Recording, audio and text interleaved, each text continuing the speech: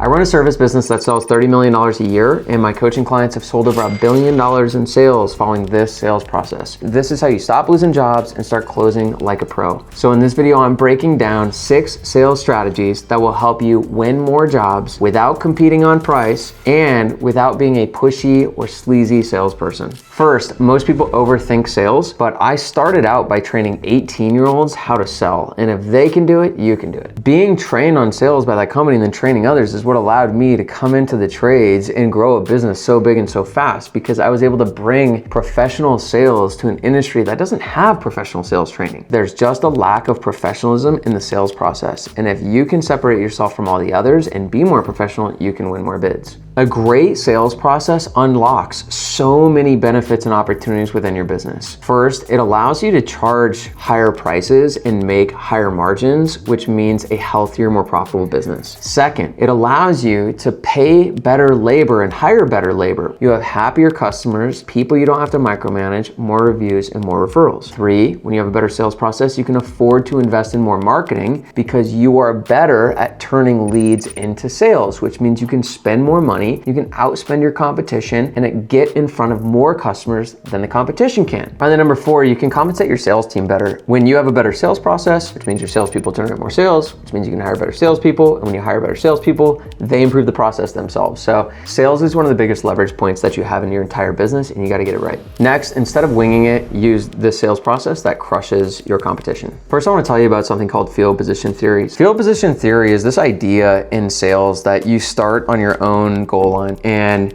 your job is to get into the end zone. And every step, every interaction with the customer is getting you closer and closer to the end zone, to making the sale. If you have a really ineffective sales process, then you might only get to like the 50-yard line, and then you show them the contract, and you're basically going for a Hail Mary. And we all know that Hail Marys don't work. And a really great salesperson, and the highest sales performers we have in our own company, they don't have to close hard. They just walk in and the customer says yes, because they've done so many things right along the path that by the time they present the contract, the customer is already ready to buy. Everything you do gets you closer, gets you further down the field, and every step sets up something for the future to make the ultimate decision easier for the customer so that they say yes. Here's the 6 steps in the process. First, we've got the initial phone call. This is qualifying customers to make sure you have a bookable appointment set up. 2 is pre-closes or trial closes. This is how we put customers into a buying state of mind before we even get to the estimate, so that they're not just window shopping.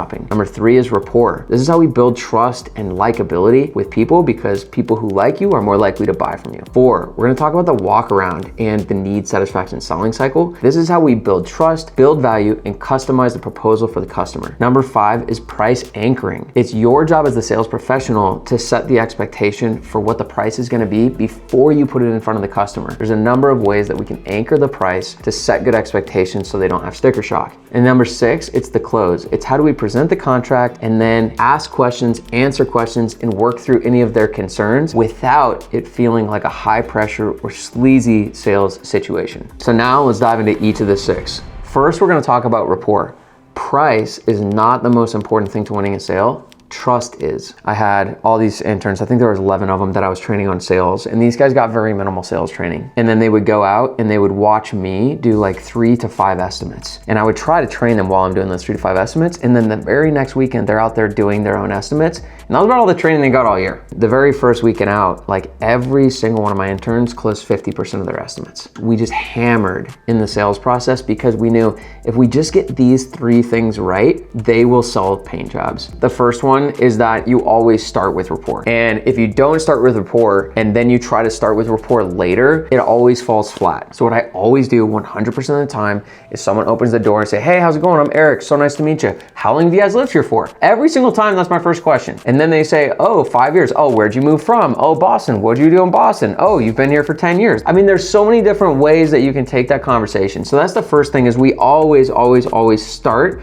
with rapport as we're walking into the home, and it's just friendly. All right, the second key point, to always transition the conversation from rapport to business and back to rapport. So when you're having a conversation with a customer and you're building rapport with them, you need to be aware of when it's starting to die off and when it's time to like get to business. And that's different with every customer. Some customers will be happy to like talk about their kids and their yard and their house for like 30 minutes. Other customers will give you short answers and not give you a lot to work with. And that's just an indication that they don't want to build rapport, they want to get to business. So it's your job to say things like, okay, cool, so let's talk about the project. Okay, let's talk about your roof. Let's talk about your HVAC. Let's talk about your windows, and transition into the reason you're there. Third thing is mirror your customers. The easiest way in how we train new people is through mirroring. There's 3 things that you can mirror with your customer. One of them is you can mirror their tone. So some customers, they just speak in kind of like a softer tone. So you should speak in a softer tone. And other customers are like full of energy and emotion, and they're like, oh, Eric, how are you? And I'm like, I'm so good, how are you? And then there's other customers that are like very stern and very direct. And so I'm gonna be stern and direct. So you can mirror someone's tone. Second, you can mirror their pace. So some people are gonna be like really fast moving, so you should be fast moving. Some people are gonna move slower, so you should move slower. The third is body language. Some people are gonna have like really expressive body language.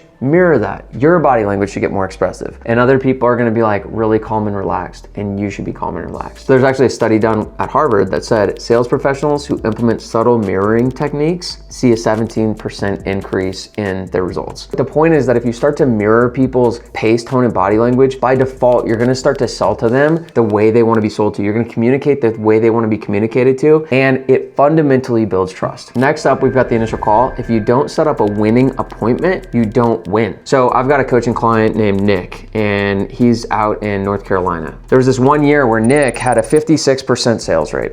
And then all of a sudden he had a 35% sales rate, which is significant. $50,000 to $70,000 a month in sales that he started to not win. Like, it's a big hit to business. And I found out that he had installed an automatic booking widget on his website. So basically it allowed customers to book appointments without having to do the phone call. After 20 minutes of convincing, he's like, all right, I'll try getting rid of that widget, or I'll change some things so that I always do the call again. 4 weeks later, his sales rate was back to 55 or 56%. Call can make the biggest impact. And so that's why we hammered it with college students, and it's what we hammer in all of our companies, is the way you set up the call gets you way down the field so that the rest of the process is easier. There's 5 main things that we want to cover on an initial phone call. The first thing is we want to qualify. And this is not really us qualifying to decide whether or not we want to do the bid. Rarely do we turn down a bid, but we're asking a lot of questions, and those questions allow the customer to get more serious about the project. The second purpose of the call is to have people in a buying state of mind. There are certain home services that customers aren't in a buying state of mind. Of course, if it's a service call, like my fridge isn't working, or I need you to fix something that's like not working, yeah, they're in a buying state of mind. But there's a lot of projects that aren't that way. Window replacements, painting, roofing, landscaping, fencing, things like that, where there's no like urgency to it already. They're just getting a quote. Like, yeah, I don't really know. Why don't you just quote it both ways? And they don't ask the questions that matter to them to be able to make the decision. The third thing we need to do on the initial call is set expectations for the estimate and the appointment itself so that the estimate goes the way you want it to go. And it needs to benefit the customer so they actually want to do it. The fourth thing we need to do is make sure that all the decision makers attend the estimate. The best way I've found to phrase that is to say, is there anyone else who will have any input on this, this, or this? If there is someone who has input, say, yeah, my wife, or yeah, my husband, great. Can we try to find a time you're both available? We're spending a lot of time. It's a big investment. I want to make sure we're getting you exactly what you need and want and answer all of your questions. So that's been the exact phrasing that we found works best to get both people at the appointment. And then the fifth thing that we're going to do is we're going to confirm up all the details for the appointment and do one more trial close at the end to make sure that they're taking the appointment seriously. So if you're sick of window shoppers, this is how you fix it. Like I said earlier, you need to have a reason for people to buy. Most people are going to be thinking about getting an estimate and they're not taking it seriously. And if they're not taking it seriously, they're not going to ask the questions that they need to ask to be able to make a buying decision. What's crazy is there's still companies that just lie about scarcity and urgency and discounts. However, it was insanely effective. And so when I got out and I started my own company, I didn't feel comfortable lying, but I also knew you've got to give people a reason to buy. So there's 2 ways that I decided to do it. The first one is we have a scheduling discount.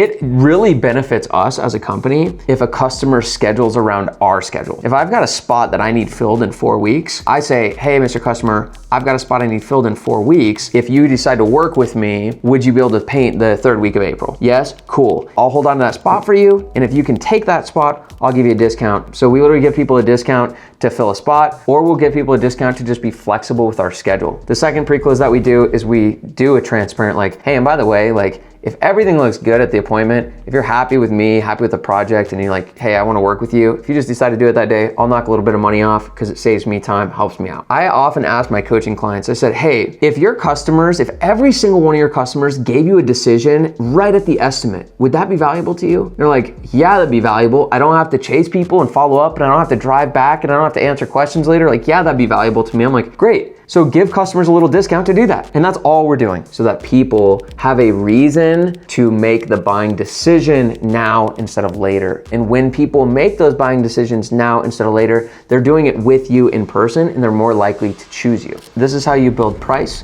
build trust, and differentiate yourself. After we've gone in the house, we've talked to people, we find out what they need and want. Now we've got to go and walk the project with them. This is a really critical part. There are a number of different decisions that need to be made about someone's project. And every one of those decisions, we're going to talk through with the customer in a particular way. It's your job to present to them and educate them the different options and your recommendation based on what their needs and wants are. And then you ask them, that's my recommendation, but what would you like us to do? So this little cycle does a few things. Number one, it educates customers, so it builds your credibility because you're knowledgeable. 2, when you educate your customers, they appreciate it. They like and trust you more. 3, when you're super detailed through the process, it starts to open customers' eyes to like, shoot, this might actually cost a bit more than I thought. And all of that stacks up to move you further down the field. It also helps them create a customized estimate, so they feel like they've been presented all the options and they've handpicked it, so they're less likely to say, I want to get other estimates and see what other people do. The worst thing you can say in the sales process is what we do is, and just replace that with what we recommend is, what would you like? One of the most common objections you're going to get is price. This is how you deal with price objections and people who think your price is too high. Just recently I had a coaching webinar with one of my clients, Sam, and he came on and he was struggling with the price objection. I walked him through the 3 things I'm going to walk you through in a minute, and then 2 weeks later he had his record-breaking sales week and closed all these high-ticket jobs. The first one's what I call anchoring the price. So your customers have some idea of what the project is going to cost before you ever show up. So let's say they think it's going to be here. Your price is going to be what it's going to be because you use measurement-based estimating. So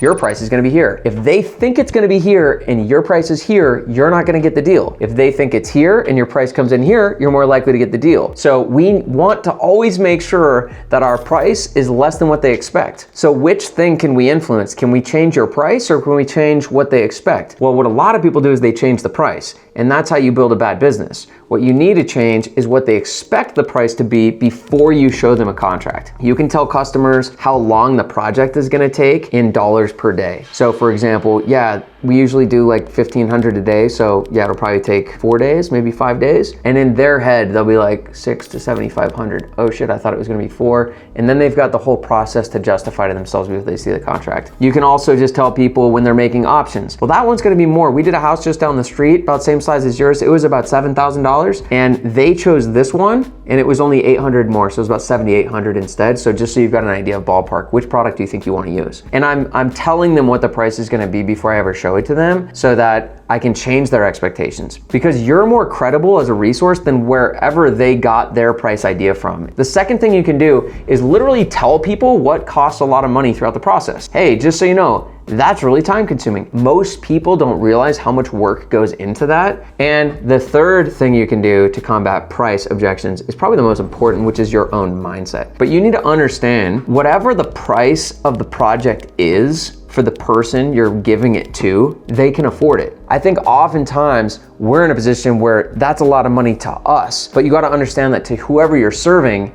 it's not, because they're in the house that costs that much for that service. You just got to have confidence in the price. And that was one of the biggest shifts Sam did to bump his sales up and start closing big deals. And finally, you've got to present the contract and close the deal, but you've got to do it in a way that's professional and respectful, but super effective. When I got into my business, I needed to figure out a way to close deals without using a high pressure approach. And so that's where I brought in the pre-closes to try to give people as many reasons to buy before I even showed them the contract. So they're just like ready to make a decision. And And then I designed this closing process that still maintains a strong relationship with the customer. First, it's how I review the contract. Second, we ask for the job. Third, we handle objections. So reviewing the contract, really straightforward. I've taken notes through the whole appointment, so everything we've talked about is on there. Builds trust, builds value. And then we get to the options and the prices.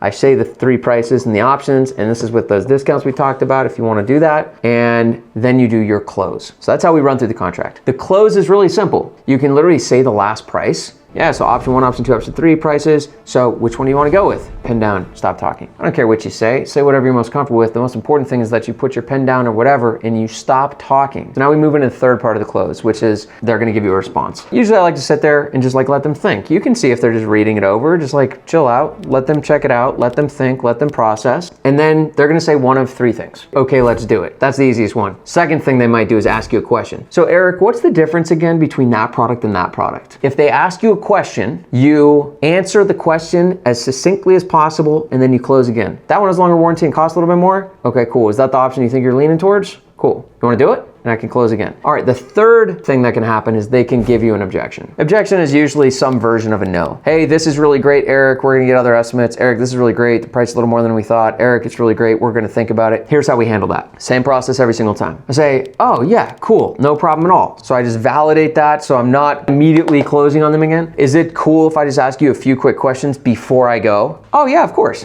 All right, first, are you definitely doing this project? Yes or no? And they say, if they say yes, cool. If they say no, that's the real reason they're not buying. Did I get you everything you need and want? Like, is this exactly the project you want, how you want it done? Is there anything you change? No, you totally got me everything I want. Awesome.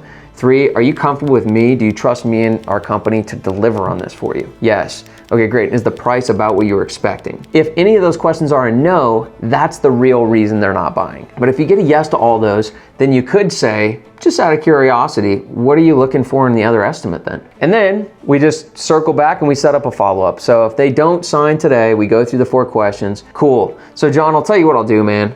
I totally get you've got an estimate scheduled on Thursday. I don't want to pressure you or anything. So here's what we'll do. I'll hold that discount price for you until you're ready to make a decision. So when will you be able to let me know, John? Oh, Friday? Great. I'll hold this discount for you till Friday, and then I'll give you a call on Friday and we can go from there. Sound good? Cool. We loop that closing process over and over. So this is how we keep kind of using those discounts and moving the goalpost to keep them with an incentive, but never use it as a pressure tactic. It ends up being a way for us to keep in touch with customers and still honor those discounts, but still get the benefit from the discounts for our sales process. Those 6 strategies reliably get our salespeople to close 50% of their bids or higher. We've sold hundreds of millions in our company over all the years, and my students have closed billions. This works across industries. I hope you enjoyed it. If you like this video, be sure to check out how I would scale a business from 0 to $1 million in the first 12 months.